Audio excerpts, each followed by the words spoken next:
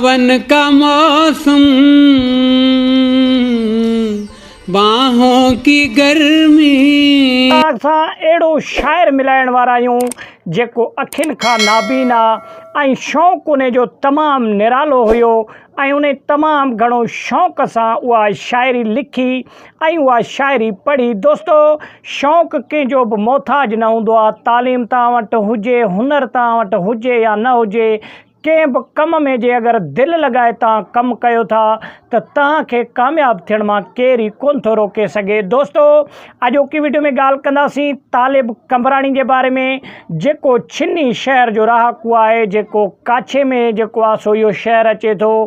तालिब तमामु घणो पैदाशी हूंदे ई नाबीन शख़्स हुयो ऐं तालिब खे लिखणु ऐं पढ़णु ऐं ॻाइण जो हिकु तमामु घणो शौक़ु हूंदो हुयो। दोस्तो, तालिब रेडियो पाकिस्तान ते पाकिस्तान जा ऐं इंडिया जा कलाम ऐं ॿोल ॿुधंदो हुयो ऐं उन मां ई जेको आहे सो सिखी ऐं उन मां ई पंहिंजो शाइरी पढ़ाई ऐं ॻाईंदो हुयो। दोस्तो, तालिब हिन वक़्तु सिंध जो हिकु बहितरीनु शाइर आहे ऐं उन खां अलावा पंहिंजी ॿोली पाण बि ॻाईंदो बि रहंदो आहे।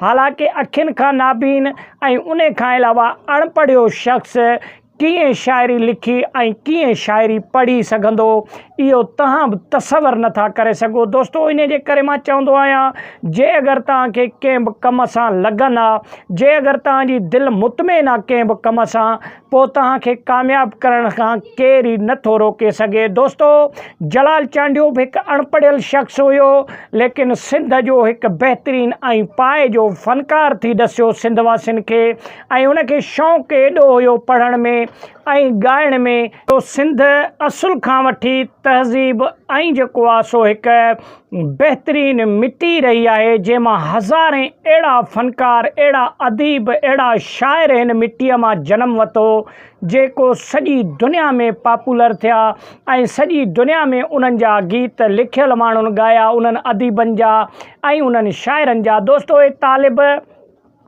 बि हिकु नाबीन हुजण जे करे हिकु बहितरीनु शाइर थियो ऐं अदीबनि हिननि खे छापियो, किताबनि में छापियो ऐं उन खां अलावा खोड़ टीवी चैनलनि बि हिन जी इंटरव्यू कई। इन जे करे कई जो कुझु न कुझु हिन वटि हुनर हुयो ऐं उन खां अलावा कुझु हिन वटि जेका आहे कॉन्टेंट हुयो। इन जे करे अदीबनि बि हिन खे लिखियो। सो तालिब फ़क़ीर बि हिकु बहितरीनु सिंध जो शाइर आहे ऐं तालिब फ़क़ीर पाण बि दोल खणी गुनगुनाईंदो रहंदो आहे ऐं पंहिंजे ज़बानी पाण बि कुझु गीत तालिब फ़क़ीर ॻाया ऐं उहे गीत बि तव्हांखे थोरा घणा ॿुधाईंदासीं हिन वीडियो में।